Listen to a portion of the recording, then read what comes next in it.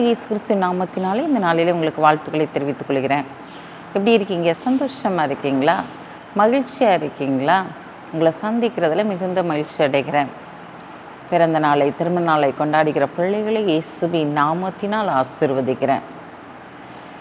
இந்த நாளிலும் கூட அநேக காரியங்களில் நாம் தோற்று போனவர்களைப் போல காணப்படுகிறோம். அநேக வேளையில் நம்முடைய நம்பிக்கை இழந்த சூழ்நிலையில் நாம் காணப்படுகிறோம்.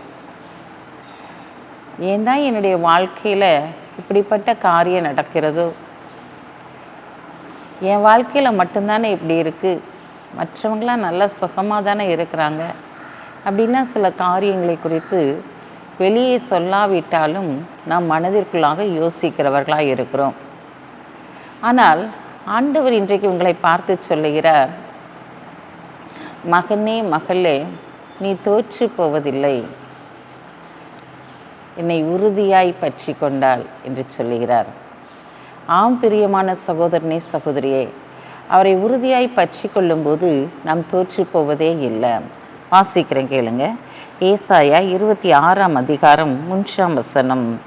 உம்மை உறுதியாய் பற்றி கொண்ட மனதையுடையவன் உண்மையே நம்பியிருக்கிறபடினால் நீர் அவனை பூரண சமாதானத்துடன் காத்து கொள்வீர்.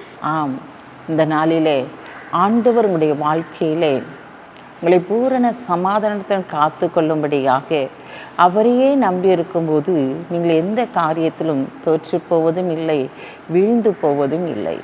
ஏன்னா அவர் உங்கள் கூட இருக்கிறாரு. அவர் உங்களை நேசிக்கிறபடியினால் அவர் உங்களை பூரண சமாதானத்துடன் காத்து கொள்ளுவேன் என்று சொல்லுகிறார். உறுதியாய் பற்றி கொண்ட மனதை உடையவன். நீங்கள் உறுதியாய் அவரை பற்றி கொள்ளும்போது, உறுதியாய் அவரை நெருக்கி பிடிக்கும்போது, ஆண்டவரே உண்மை விட்டால் எனக்கு யாருமே இல்லைப்பா, இந்த நாளில் நீ இந்த காரியத்தை செய்ய வேண்டும், நான் அதை விசுவாசிக்கிறேன், நம்புகிறேன் ஆண்டவரே என்று சொல்லி அவரை நீங்கள் உறுதியாய் பற்றி கொள்ளும்போது, உறுதியாய் பிடித்து கொள்ளும்போது ஆண்டவர் இந்த நாளிலே உங்களுடைய வாழ்க்கையிலே இருக்கிற எல்லா காரியத்தையும் நேர்த்தியாய் செய்து முடிப்பார். ஏன்னா இவ்வளோ நாள் நீங்கள் தோல்விகளை சந்திச்சிருக்கலாம், இனி நீங்கள் தோற்று போவதே இல்லை. ஏன்னா அவர் பூரண சமாதானத்துடன் காத்து கொள்கிறவராய் உங்கள் அருகிலே கடந்து வந்திருக்கிறார். எதை நினைத்து நீங்கள் கவலைப்படாதீங்க, எதை நினைத்து திகையாதீங்க. தேவன் உங்கள் கூட இருந்து பெரிய காரியங்களை செய்வார். கண்களை மூடி ஜெபிப்போம். அன்புள்ள ஆண்டவரே, இந்த நாளுக்காக உமக்கு நன்றி செலுத்துறையா. இந்த நாளிலும் உங்களுடைய பிள்ளைகள் எந்த காரியத்திலும் தோற்று போவதே இல்லை ஆண்டவரே. அவர்களை பூரண சமாதானத்துடன் காத்து கொள்ளும்படியான காரியத்தை நீர் செயல்படுத்த போகிறீர்.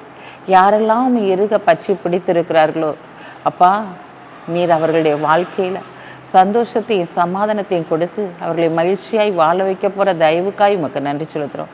பிறந்த நாளை, திருமண நாளை கொண்டாடுகிற பிள்ளைகளை இயேசுவின் நாமத்தினால் ஆசீர்வதி ஜெபிக்கிற இயேசப்பா. இதோ உன் சிறையிருப்பை திருப்பும்போது சொப்பனம் காண்கிறவர்களைப் போல இருந்தோம் என்று சொன்ன வார்த்தையின்படி உடைய வாழ்க்கையில் எல்லா காரியத்தையும் நேர்த்தியாய் செய்து கனப்படுத்துங்க. இயேசுவின் நாமத்தில் ஜெபிக்கிற நல்ல பிதாவே, ஆமென்.